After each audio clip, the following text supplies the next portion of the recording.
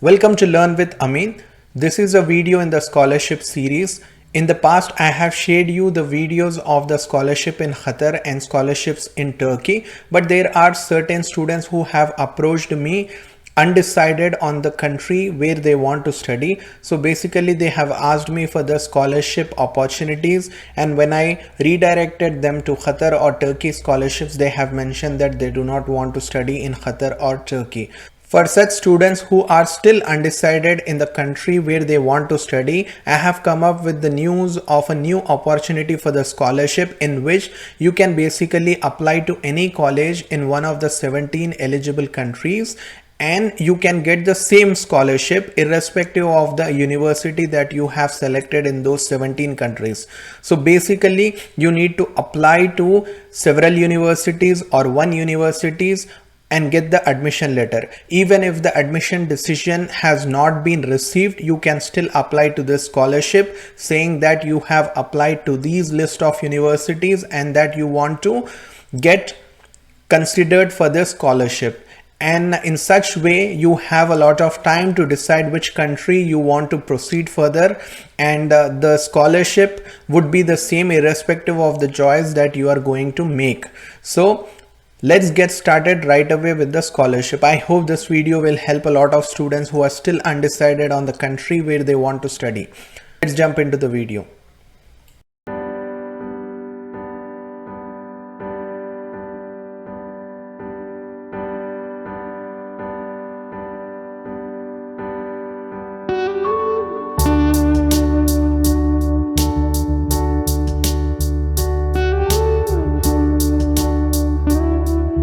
If you are looking for a scholarship to study in any university, then look no further. There is a scholarship which is called as Aga Khan Scholarship. Now in this scholarship, you basically can enroll in any university in the following countries in which this scholarship is eligible, and you can apply for this scholarship and you will receive the scholarship based on the financial need of a candidate and if the candidate has a decent GPA score. So let me show you what are the requirements. So basically it was established very long ago, like 1969, and the award cycle is currently open. So every year it opens in January 2025 or January of that particular year, and it closes by 31st of March. And here please remember that the Aga Khan Scholarship need to be applied before you join the institute. So after you have joined the institute or after you have left to the destination country, you cannot apply for the Aga Khan Scholarship. You have to apply for the Aga Khan Scholarship after you have received an admission but before you have joined the university or college. And this scholarship is available to the citizens of developing countries only, and also if they want to study in a university in one of those developing countries and the developed countries such as Canada, France, Portugal and USA. The complete list of the developing countries you need to belong to in order to be eligible for the Aga Khan Scholarship is Afghanistan, Bangladesh, Egypt, India, Kenya, Kyrgyz Republic, Madagascar, Mozambique, Pakistan, Syria, Tajikistan, Tanzania and Uganda. So if you are a citizen of one of these countries, then you are eligible for Aga Khan Scholarship. And also please remember that this is not a scholarship exclusively for Muslims. This scholarship can be applied by the people of any religion, caste, creed. There is no bias on that, and this is on the basis of the financial need and also on the basis of merit. So if you are belonging to any of these countries, then you are eligible to apply. So that is first thing. And second is you can study in one of these countries that I have already listed, or in the countries of Canada, France, Portugal and USA. So if you are belonging to the citizenship of Canada, France, Portugal and USA, you are not eligible. But if you are the citizens of one of these developing countries and if you want to study in Canada, France, Portugal and USA, then you are eligible for the Aga Khan Scholarship, and the Aga Khan Scholarship is currently not available for the students who want to study in United Kingdom. So please remember that. And also, to be eligible for the Aga Khan Scholarship, you need to have a decent academic record, and you need to hold a bachelor's degree or equivalent training or professional experience, and you must demonstrate genuine financial need, and also you can demonstrate that you have plans of applying for any funding in the future, and you should be admitted to a reputable postgraduate institution. You cannot apply to any institute. So when I said any university, I meant that a reputable institute you can apply. And also please remember that you need to apply for the scholarship before you have joined the institute.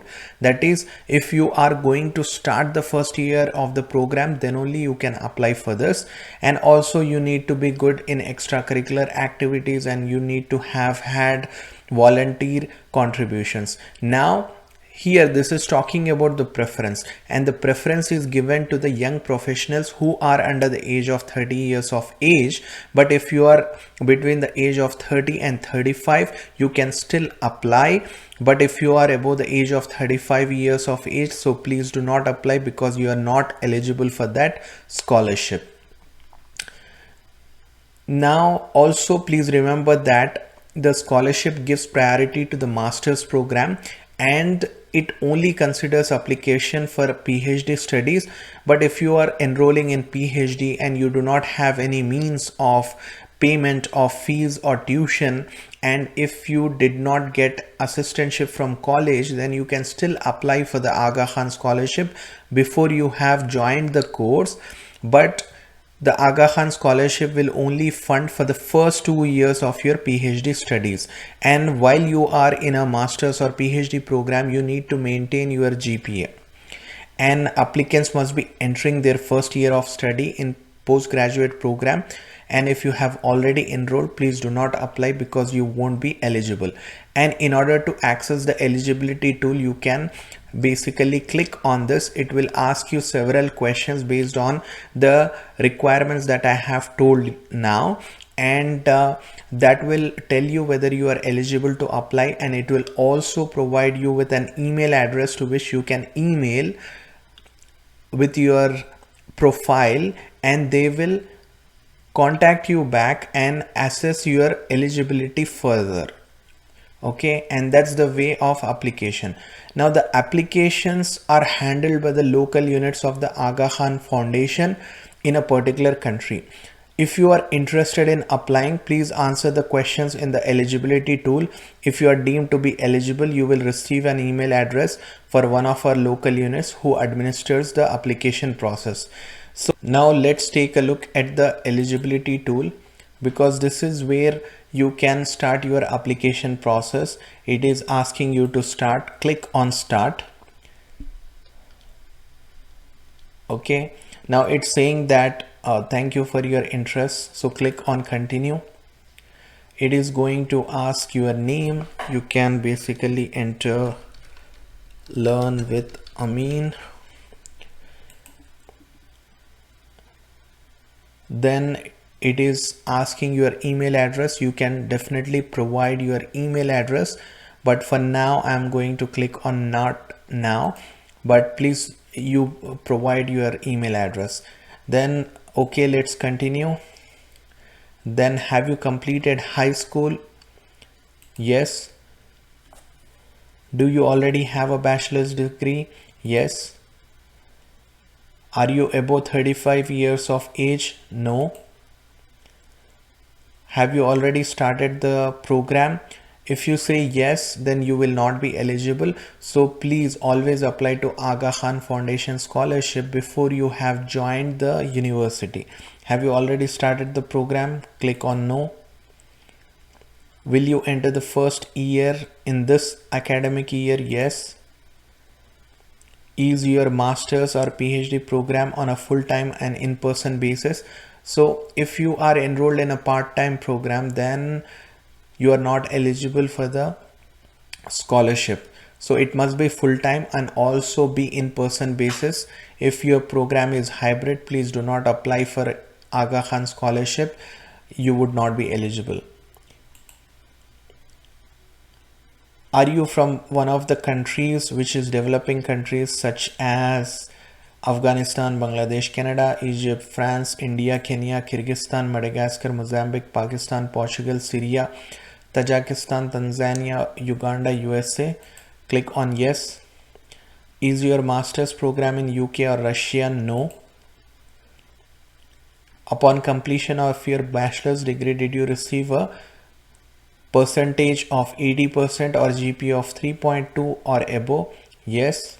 So this is the minimum eligibility in terms of GPA and percentage requirements. So you can tell that you have attempted to secure other sources of funding, but you could not. Can you cover the cost of your graduate level program without an award? No, because this is the last resort of application. Now, what is your current country of residence? Maybe you are staying in Pakistan, okay, or India, or US, or Portugal, or Tajikistan. So let's click show me the previous list. So I'm making this video for one of my subscribers. She's from India, so I'm clicking on India. Thank you. Please ensure that you use the following email address to connect with our local contact who will confirm further whether you are eligible for the scholarship. And please do not share this email address as it is meant for only you. We look forward to hearing from you. So basically you need to write an email to this email address saying that you are a resident of this country and you want to study in United States in this particular university. You have secured an admission, but I have not yet enrolled and am in financial need, and I have tried other sources of fundings, but I could not secure any funding, and am joining a master's program on a full-time basis and in person, and I am in need of this Aga Khan scholarship. So this must be your content in the email, and you can send an email and then they will reply you back asking for some other details, and we'll discuss those details in the next video. But this is about the Aga Khan Scholarship, how you can apply and what are the eligibility criteria and what are the award conditions. I hope this video has been helpful. If you want to study in any of the universities in any of those developing nations or in United States, Canada, France, then you can apply for this scholarship. It is really helpful, although it is 50% scholarship and 50% loan. If you do not have means of payment of tuition and fees or living expenses by another way, or if you could not secure a loan in a bank, then you can definitely go with this scholarship. Let us see what is the award that is given by the Aga Khan Scholarship. So basically the Aga Khan Scholarship, it is going to cover 100% of your tuition expenses and also the student living expenses, but it does not cover the cost of international travel such as flight tickets, clothing, furniture, or living expenses for family members. It only covers the living expenses of the student and the tuition expenses of the student. Now, whatever is the total amount, considering the tuition expenses and the student living expenses, that 100% amount is given to you, and in that the 50% amount is supposed to be a scholarship which you need not pay back to the Aga Khan Foundation, whereas the remaining 50% of the amount is to be considered as a loan, and this loan is supposed to be paid after your graduation. So let us take a look. So where you need to pay 50% of the award amount, the remaining 50% is the scholarship, and the amount is paid for the full duration of the master's study. Okay, whereas for the PhD students, the scholarship is paid only for the first 2 years, after which you have to find funding from the alternate sources such as the college assistantship. Now, in order to maintain the scholarship amount, you must always have a good CGPA score as well as ongoing financial need during the course of your postgraduate program. And at the time of the scholarship, you are supposed to sign the award agreement, and also a guarantor is required who is required to be co-signing the award agreement. So what it says is, it is saying about the repayment of the loan component, which is 50%. Now you can imagine 50% amount of the total tuition expenses and the student living expenses, which is a lot of money, is given as a scholarship. You need not pay that, and the remaining 50% is supposed to be paid back, but it includes a service charge, and it actually begins after 6 months of graduation if you have graduated. Now if you have stopped your studies, then you need to pay the amount that you have taken, like 50% of the amount, and it starts after 6 months of termination of studies. And also the withdrawal of support following failure to meet the academic standards. So if you get a very low GPA score and you are not eligible for the ongoing scholarship, then from that time onwards the 6 months is counted. So after the 6 months of the withdrawal of support, you have to start paying back the loan amount, and the loan amount will include a service charge. And this is the Aga Khan Scholarship. If you have additional questions with regards to the interest and the service charge on the 50% of the loan component of the award, then you can reach out to the Aga Khan Foundation. So far we have completed the eligibility verification on the eligibility tool that was provided by the Aga Khan Scholarship website. From there we have received an email address of the local Aga Khan Scholarship office, and that is where we need to contact for their further evaluation and for the scholarship application. So go to your email client and just write to that particular email address, and please write a better email than the one that I am showing you as a sample. So in the email you are supposed to write that I am a student who is currently entering into the master's program. I have been admitted to this particular university and I have the admission letter with me, and I'm still to enroll in this August 2025 or whatever the year that you are applying, and I'm in dire need of the financial assistance in order to join the university and complete my studies in masters. And could you please tell me where I can collect the application form in the country? So basically you can mention that, and they would reply you back asking for some details, like I did not see that this sample email is talking about the program. So they basically asked, are you in an undergraduate program? Then the sample email says, no, I am in a graduate program.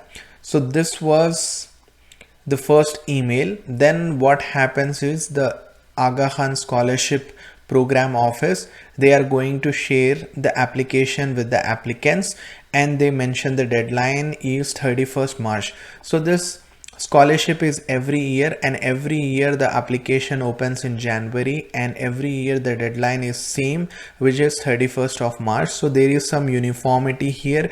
If you are watching this video in the future, so please be assured that the deadline is 31st March. So prepare your material accordingly. So this is the email and this is the application form.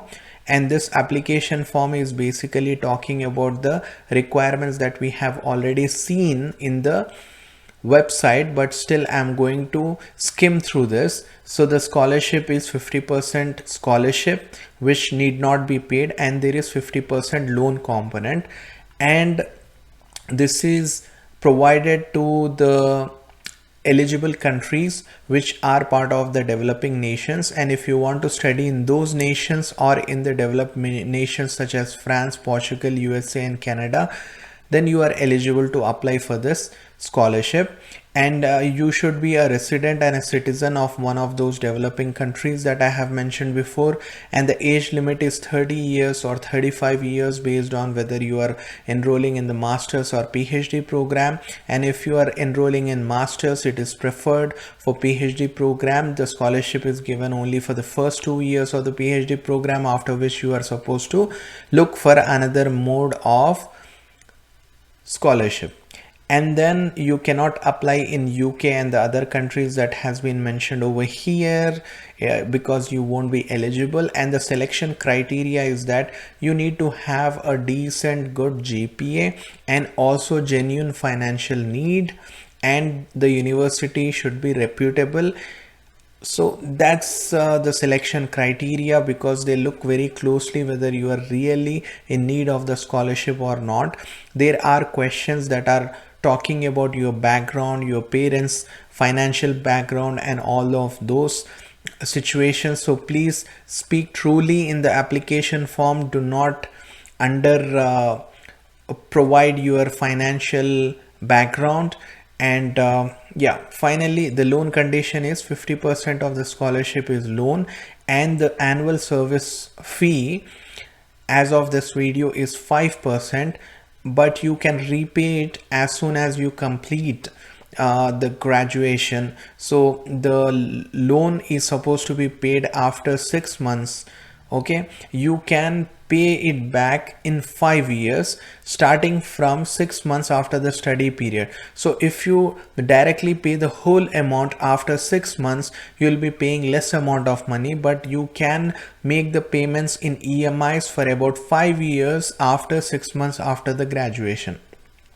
So I hope I'm clear. So that means if you have graduated now, after 6 months, the payment period starts, and the payment can be done for the next 5 years monthly, or you can talk about that situation with the Aga Khan Foundation. How often do you want to pay? So then the annual service charge would be 5%. But if you are directly paying it 6 months after the graduation, you would be paying less amount of service charge. And the application deadline March 31st, and also the applicants should be prepared for the interview by the local scholarship committee. After that, there would be the final selection, and the final selection actually happens in late June or early July. You are basically applying before the deadline of March 31st, then there will be interviews, then the final selection will be in June or July, and you would be joining the institute in August.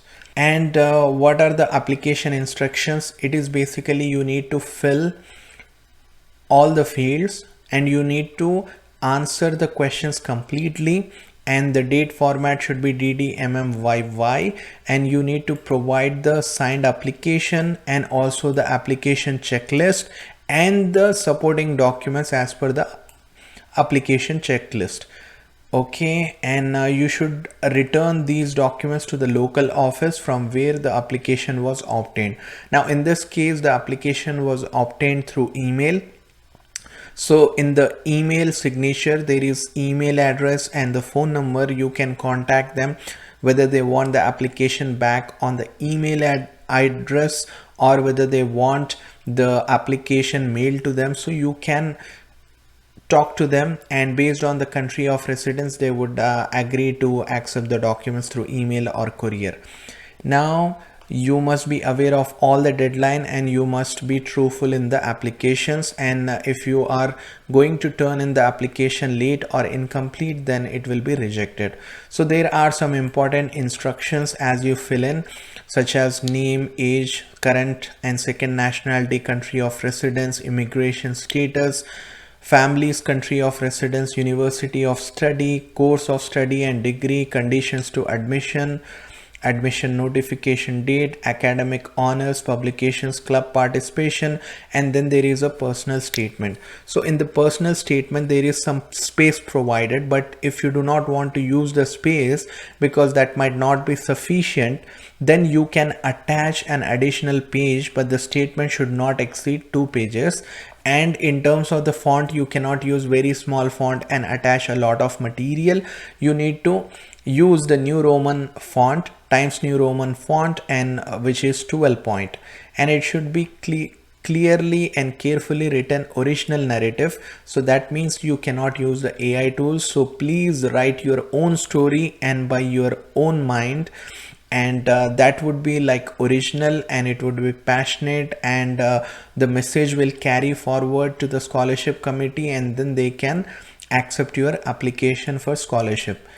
Okay, then currency exchange rate, you can mention while you are converting any amounts from your local currency to the destination currency. Household income and expenses need to be provided, and also assets and savings of your parents. Household's contribution towards study expenses, such as your parents, how much they are going to contribute towards your master's or PhD, and then any external funding that you have received in terms of assistantship or loans that you need to provide. And also, if any of the decisions are pending, if you have applied for a loan to a bank, they might take a long time and it is not sure whether you will receive it or not, so you can mention that as well. And the financial needs analysis form there is, and you need to fill them. And in terms of the supporting documents, so please see this document, you have to provide all of these: a passport size photograph, attach a recent clear passport size photograph to the first page of the application. Write your name and date of birth on the back of the photo. Do not staple the photo. And this is for the mailing or couriering of the application. But I have seen that many of the applicants submit the application form through email. In such case, you only need to upload the photo using this PDF tool and attach it in the box that is provided. And then the official university admission letter. So when you are applying for the admission or for the scholarship, it is assumed that you have the admission letter in a good university, and you need to provide the cost estimate in terms of the tuition and fees and the cost of housing where the university is located, the food, the local transportation, health insurance, books, and other study related expenses. Then you need to provide the copy of the official transcripts and diplomas from all of your education that you have completed in the past. And also you need to provide the grading system, which is basically grading scale. I have explained this in my other videos in case of the scholarship of Hamad bin Khalifa University. So grading scale needs to be provided along with the academic transcript and diploma. Diploma is basically the degree certificate. Now, you know, you have applied to a university and that admission is based on certain criteria, and that criteria is different from this scholarship criteria. So if you understand about this scholarship is to study in any of the university in the eligible countries.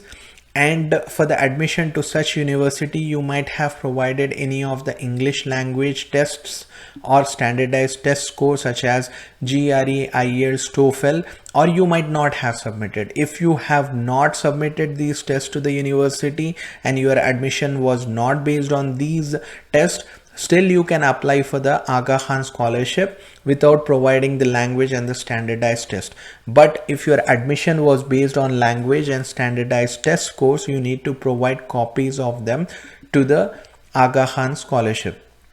And then certificates of academic achievements or extracurricular achievements. For example, if you have taken part in coding competitions, if you have taken part in technical symposium and won any competitions, if you have won any prizes in sports or games or extracurricular activities such as singing, dancing, you can provide all of these. If you were part of any of the international organizations such as IEEE, which is Institute of Electrical and Electronic Engineers, then you can provide that as well. And finally is a curriculum vitae or resume, and please make sure that it is again Times New Roman font, 12 point size and should not exceed 2 pages. And you need to submit 3 letters of recommendations from the people you have studied or worked under, at least one academic and one professional work related letter must be submitted, and the third letter can be either from the academic or professional work. Please do not submit letters from your family, friends or other relatives. Please remember this. And if you have any external funding, which might be partial funding, you need to include the copy of the official letters of the external funding. And if any other documents you might deem are important, you can provide them as well. And then this is basically the application, and the application is very long, so I'm going to skim through this application. I will not be explaining in detail, but you have any questions on the application form, if you want me to go through the application in a separate video, please comment down below and I will do it. Now, if you are going to submit this in a courier, what you are supposed to do is you need to write the date of birth and the name on the back of the photo and provide it. Otherwise, if you are submitting the application through email, you can just attach it over here and indicate where you have obtained this form. This is your details, personal information, basically name, country of birth, date of birth, age, gender, marital status, married or single, the nationality, if you have dual nationality, country of residence, date of arrival in that country, applicant's immigration status. If you are residing in any other country than the country of nationality, then you need to provide family's country of residence, maybe India, Pakistan or any other country you belong to. This is permanent home address in your country of citizenship. This is the current mailing address if you are currently in a different address, and then primary email address and the telephone, and address for sending scholarship outcome notification in July, whether you want it to be sent to the permanent home address or the mailing address. And this is the proposed course of study. So assuming that you have already got admission into multiple universities, you can provide one of them and choose the best of the universities, and then you can propose it. Okay, and this is a degree objective, whether you are master's, doctorate or non-degree. So mostly the scholarship is for a master's candidate. If you are a doctorate candidate, then the scholarship is provided for the first 2 years of your education. Then university, then course of study such as data science and engineering, and the degree will be master's. Length of course 2 years, academic year to which you are applying, so that would be 2025 to 2026. Course start date is August 15 or something. Expected graduation date would be May of 2027. So this is actually course start date is August 2025. Have you received written notification of admission? If you have admission letter, yes. Is the admission offer unconditional? Usually it is unconditional, so it is yes. If there are any conditions such as you need to provide IELTS, then you need to write that condition here. If you have not yet received admission, by when do you expect to receive written notification? So you can see that Aga Khan Scholarship office is highly flexible. If you have not yet received admission, you can put in an application if you are going to receive it after March. Okay, are facilities for the proposed course available at your local institution? Yes.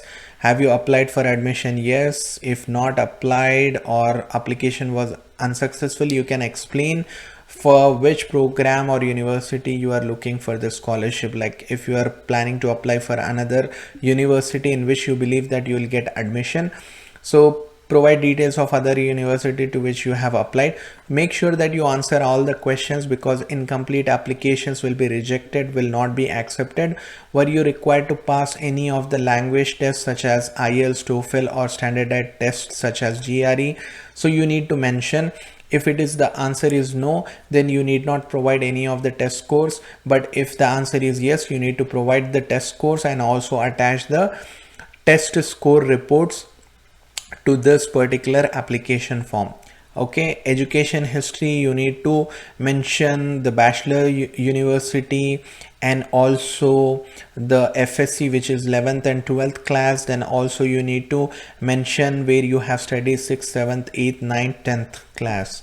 List major academic honors or prizes you have received since completing your secondary education. You need to include the title and dates.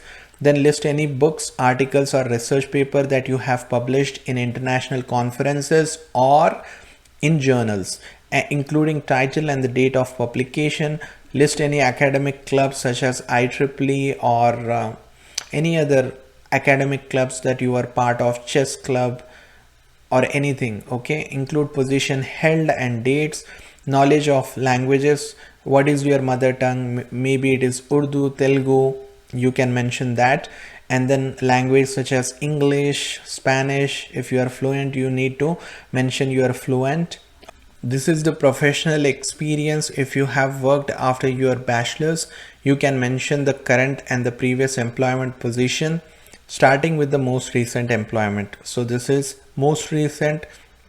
Before that you need to mention the name, city, country of employer or business, and then the job title and type of work and dates of employment.